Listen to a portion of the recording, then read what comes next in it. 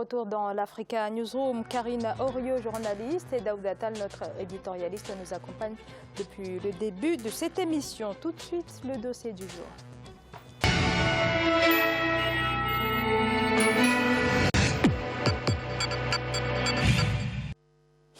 Redresser une économie mise à mal par la chute des cours pétroliers. Voilà le défi pour le Cameroun, confronté à une hausse exponentielle de sa dette publique. Le point sur la situation dans ce sujet, signé Idlet Mirabel-Bissou.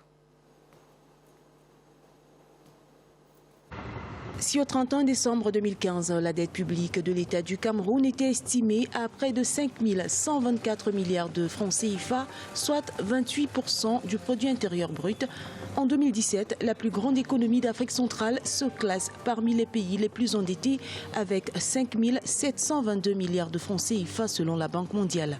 Jusqu'en 2009, la dette publique représentait 13,4% du PIB. Entre 2010 et 2014, elle a considérablement progressé, passant de 1 904 milliards de francs CFA à 3 579 milliards de francs CFA. Le Fonds monétaire international estime que le Cameroun devrait réduire sa dette publique pour une croissance plus forte de l'économie.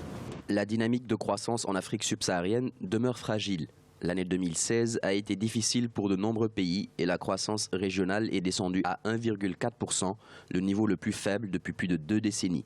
La solution est de réduire la dette, de diversifier l'économie et d'améliorer les recettes fiscales. La hausse de la dette publique au Cameroun a porté la dette intérieure à 1 134 milliards de francs CFA en 2015 selon la Caisse autonome d'amortissement, alors qu'en 2010, elle était estimée à seulement 781 milliards de francs CFA. En 5 ans, elle a connu une hausse de 353 milliards de francs CFA. Pourtant, en ce qui concerne la réduction de la dette publique évoquée par le Fonds monétaire international, le gouvernement camerounais trouve plutôt en l'endettement un moyen important pour le développement économique du pays.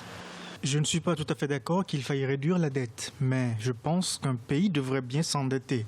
Un pays qui s'endette bien améliore sa productivité. Ce n'est pas un problème de dette, mais un problème de qualité de la dette. En ce qui concerne la productivité, l'État du Cameroun a démarré la réalisation des grands projets infrastructurels depuis 2010. Objectif, faire du Cameroun un pays encore plus attractif et industrialisé à l'horizon 2035. La dette publique du Cameroun a progressé, c'est évident, et les raisons sont inscrites dans sa volonté, la volonté de l'État du Cameroun, développer les infrastructures. Il y a beaucoup d'investissements qui ont été faits depuis 2011 jusqu'à cette année, 2017. Et vous avez, par exemple, ces derniers moments, il faut construire les stades, les infrastructures sportives pour la Coupe d'Afrique des Nations de 2019 qui est en train de s'annoncer. Pour tous ces investissements-là, l'État a dû s'endetter, il a dû emprunter à l'extérieur parce qu'au même moment, il n'a pas développé des capacités budgétaires internes lui permettant de faire face à cette demande qu'il a lui-même provoquée. Pour soutenir la dette publique, le Cameroun prévoit d'améliorer le solde de la balance courante et de réviser sa stratégie d'endettement à moyen terme. Selon le classement des pays subsahariens les plus endettés en proportion de leur produit intérieur brut, le Cameroun se classe à la 34e place sur 45 pays avec une dette publique de 38% du PIB. Karine Orio, l'économie camerounaise mise donc à mal par la chute des cours mondiaux du pétrole. Mais avant cette conjoncture qui avait débuté en 2014, la courbe de la dette publique, j'ai envie de dire qu'elle était plutôt dans une phase ascendante déjà. Oui, mais il s'est passé quand même, il s'est passé 2 choses. C'est qu'il y a eu une crise en Europe et puis il y a eu effectivement la chute des cours du pétrole. Et puis il y a un facteur qui est assez important sur place, c'est qu'on a une démographie et qu'on a des jeunes. On a un certain nombre de facteurs. On ne peut pas continuer effectivement à avoir une courbe qui est ascendante compte tenu des éléments que je viens de citer. Maintenant, ce qui est important, en tout cas le gouvernement camerounais dit que c'est l'occasion de booster sa productivité. Donc j'espère qu'ils vont trouver des alternatives, en tout cas dans le secteur aussi agricole, et pour booster effectivement en tout cas des recettes fiscales, je l'espère. Daouda, justement, comment diversifier les revenus non pétroliers ?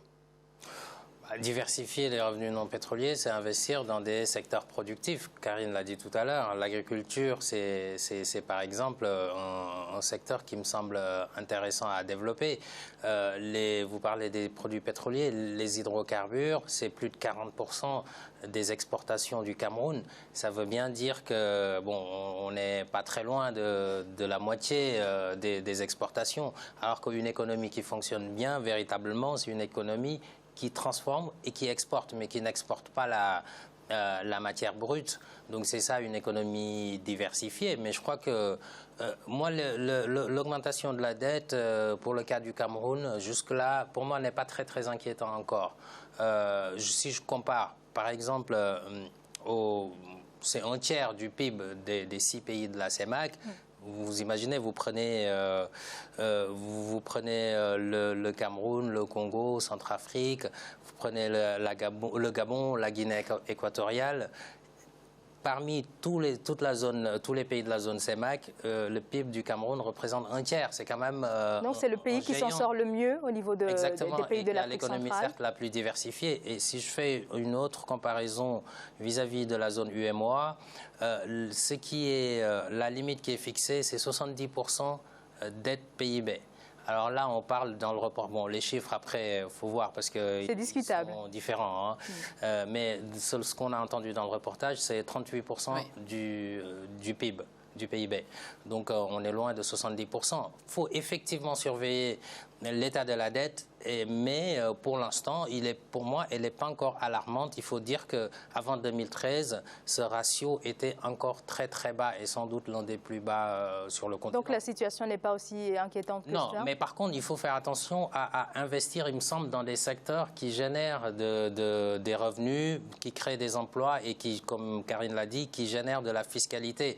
Une dette, elle est importante est nécessaire si vous investissez dans des secteurs, au-delà des secteurs sociaux, santé, éducation, qui ne génèrent pas immédiatement des revenus, mais si vous investissez dans des secteurs productifs et que la rentabilité est plus importante que l'intérêt que vous payez pour cette dette. Je pense que c'est une question, et ça a été dit dans le reportage, je suis totalement d'accord avec ce qui a été dit, c'est une question de qualité de la dette en matière d'investissement et de choix d'investissement, et non pas le montant en soi de la dette, parce qu'il n'est pas encore à un seuil très inquiétant.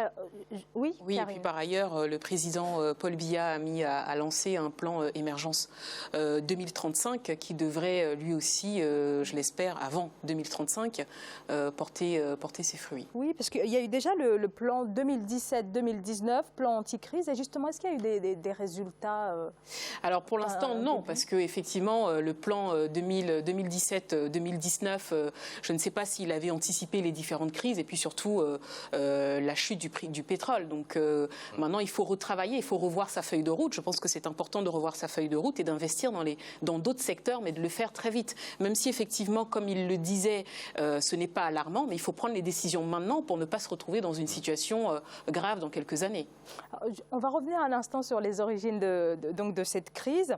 On évoque donc l'insécurité, mais aussi, comme on l'a bien dit, la baisse des prix du brut. Est-ce que ce sont les seules causes qui explique cette conjoncture actuelle? En tout cas, c'est sûr que Boko Haram n'a pas du tout arrangé les choses au Cameroun. Maintenant, ce ne sont pas les seules causes. Il faut pas se mentir. Il y a d'autres causes, effectivement. On a un pays qui souffre de corruption. Ça, c'est un problème qui est important. On a un train de vie de l'État. Il faut réduire les dépenses de l'État. Je ne pense pas qu'aujourd'hui, le gouvernement ait pris les bonnes décisions pour réduire clairement les dépenses de l'État, parce que les administrations coûtent très cher. Donc ça, c'est important. Il faut revoir tous ces postes-là et puis combiner à toutes ces autres mesures, je pense qu'on pourra effectivement peut-être trouver des alternatives. Daouda? Oui, je suis d'accord avec ce que dit Karine sur la rationalisation de la dépense publique. Et le Cameroun n'échappe pas à cette règle, et d'ailleurs c'est la plupart des pays africains. Quand on regarde les lois de finances, le budget de l'État, le budget est déficitaire, et c'est le cas du Cameroun également, c'est-à-dire qu'il y a moins de recettes qu'il y a de dépenses prévues. Et qu'est-ce qui se passe? Quand on regarde la structure du budget, les dépenses de fonctionnement sont souvent plus importantes que les dépenses d'investissement. Or, c'est l'investissement qui permet de créer des emplois. Mais si on regarde la masse salariale des fonctionnaires, les budgets des ministères, les budgets de la présidence, etc., c'est là qu'il faut faire des coupures. On peut peut-être mettre en place des mesures d'austérité? Moi, j'aime pas le terme austérité, quelque part, parce que souvent, c'est les plus pauvres qui en pâtissent. Mais rationaliser la dépense publique, dépenser moins au niveau des administrations, être plus rationnel et investir, basculer vers des secteurs productifs plus créateurs d'emplois pour les jeunes et pour l'économie en général. Et justement, Karine, avec cette hausse de la dette publique, comment cela se traduit sur le terrain pour les Camerounais? Alors moi, je ne sais pas. Moi, je vis en France, mais je ne sais pas du tout. Mais je pense que la ménagère, effectivement, elle, quand elle va faire ses courses, la vie reste toujours très très chère. Ça, c'est sûr. Mais la vie ne sera pas moins chère. Je veux dire, dans quelques années, on payera plus parce qu'on devra rembourser, en tout cas, parce qu'il y a un certain nombre d'engagements que l'État a pris et que la population ne cesse de croître et que finalement, c'est la ménagère qui va devoir payer, même si on ne met pas le mot austérité, rigueur, etc., il arrive un moment où c'est la population qui va devoir mettre la main à la poche.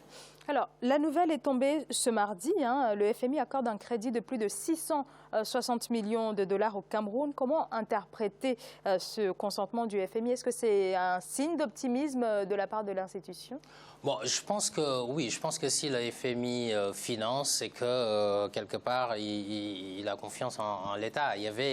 Christine Lagarde avait effectué une visite au Cameroun récemment, et je crois que jusque-là, il n'y avait pas encore de programme avec le FMI, parce que bon, il est évident que si le FMI vous finance, en retour, vous allez devoir mettre en place un certain nombre de... Et c'est d'ailleurs dans le cadre du plan 2017-2019 que le Cameroun a pu présenter un certain nombre de mesures, justement. Peut-être que cela a pu favoriser justement l'obtention de ce... Oui, voilà. Mais il faut espérer, par contre, que ces mesures en contrepartie ne soient pas prises au détriment des populations les plus défavorisées. Par exemple, bon, on sait très bien que la FMI peut vous dire vous dépensez trop en matière de santé, vous dépensez trop en matière d'éducation, etc. Ou alors augmenter la collecte fiscale, faites des efforts là-dessus. Bon, tout ce qui est fiscalité, c'est intéressant. Mais par contre, tout ce qui est diminution des dépenses sociales, ça, je pense que c'est à éviter. Bon, j'espère simplement que ce plan va dans le sens de la productivité. Alors, un rappel des titres que nous avons développés dans cette émission. Reprise ce lundi 26 juin à Paris du procès dans le... Yang Mangué, vice-président de la Guinée équatoriale, et c'était une audience mouvementée. Le mercenaire anglais Simon Mann a accusé le financier américain George Soros et William Bourdon, avocat des partis civils, d'avoir voulu renverser le régime en 2004. Au Tchad, une trentaine de députés de l'opposition refusent de démissionner alors que le mandat est terminé depuis 2 ans. Depuis quelques semaines, des activistes et certains politiques les poussent à quitter le Parlement. Une courte pause et on se retrouve dans quelques instants pour la dernière partie de l'Africa Newsroom.